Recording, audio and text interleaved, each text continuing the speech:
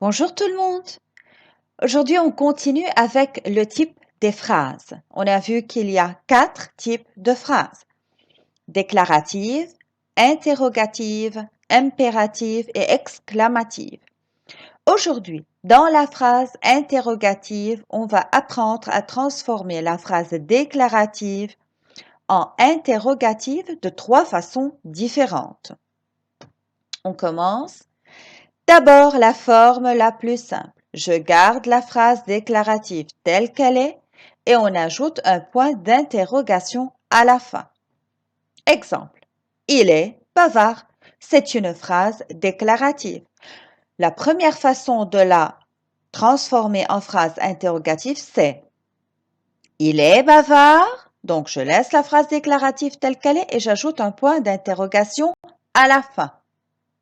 La deuxième façon, c'est on ajoute est-ce que au début de la phrase déclarative et un point d'interrogation à la fin. Attention, attention. Est-ce que, comment on l'écrit? Est-ce et pas de tiret entre ce et que. Exemple. Est-ce qu'il est bavard? Et point d'interrogation à la fin.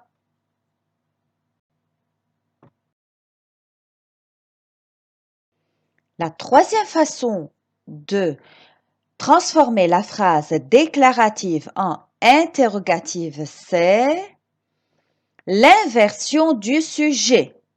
Donc, la phrase commence par le verbe suivi du sujet. C'est-à-dire, au lieu que la phrase commence par le sujet, elle commence par le verbe. On l'appelle donc l'inversion du sujet. Exemple. Il est bavard. Est-il bavard? Donc, vous avez vu, j'ai commencé par le verbe et j'ai ajouté le point d'interrogation à la fin. Il est bavard. Est-il bavard? Dans l'inversion du sujet, les enfants, il y a plusieurs choses à signaler. Faites attention. La première chose, c'est si le verbe se termine par la lettre D, on prononce T à l'oral. Exemple. Elle coud sa robe. C'est la phrase déclarative. Coud-elle sa robe? Est-ce que j'ai mis un T à la place d'un D? Non.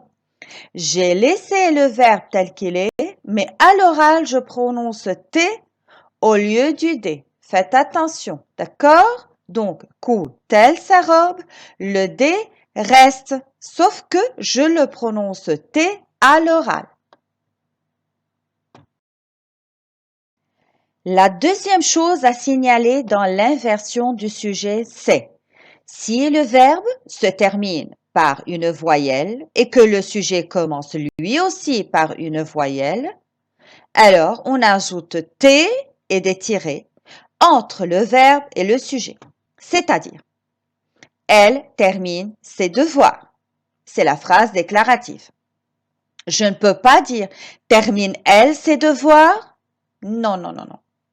Alors, qu'est-ce que je fais? À ce moment-là, je dis termine-t-elle ses devoirs et ça devient termine-t-elle ses devoirs? Faites attention. D'accord? Donc, si le verbe se termine par une voyelle et que le sujet commence par une lettre voyelle, donc j'ajoute un T entre le verbe et le sujet.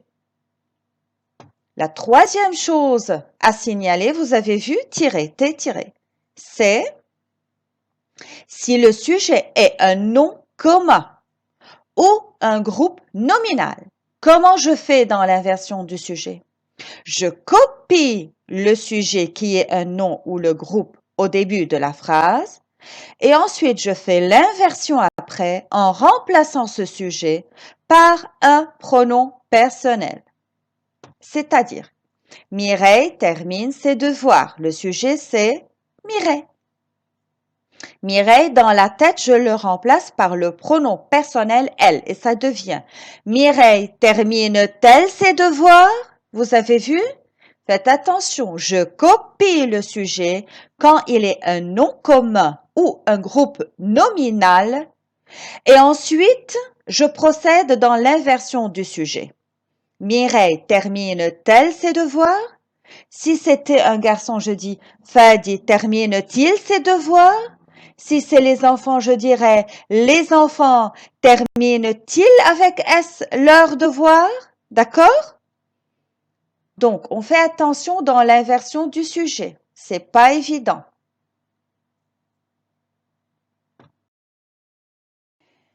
Alors, on continue avec l'exercice supplémentaire. Vous êtes prêts?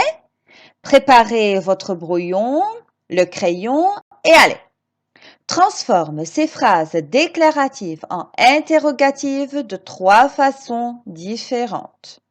La phrase déclarative, c'est « Vous travaillez à distance ». La première façon la plus simple, c'est « Bien, vous travaillez à distance ». Je laisse la phrase déclarative et j'ajoute un point d'interrogation. La deuxième façon, c'est « Est-ce que vous travaillez à distance ?» avec « est-ce que » et point d'interrogation. La troisième façon, c'est l'inversion du sujet. Travaillez-vous à distance avec un point d'interrogation à la fin. Très bien. La deuxième phrase, c'est il prend ses affaires. La phrase déclarative. Comment je vais la transformer en phrase interrogative de 3 façons différentes? La forme la plus simple, je garde la phrase déclarative telle qu'elle est et j'ajoute un point d'interrogation et ça devient il prend ses affaires. La deuxième façon avec est-ce que. Est-ce qu'il prend ses affaires? Vous avez vu, j'ai dit est-ce qu'il prend. Je ne peux pas dire est-ce qu'il. Est-ce qu'il prend ses affaires? La troisième façon, c'est l'inversion du sujet.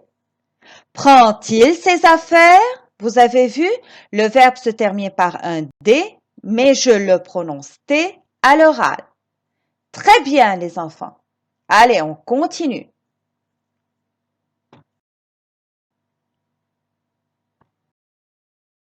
La troisième phrase dans l'exercice supplémentaire, c'est « Elle change d'avis ». C'est la phrase déclarative.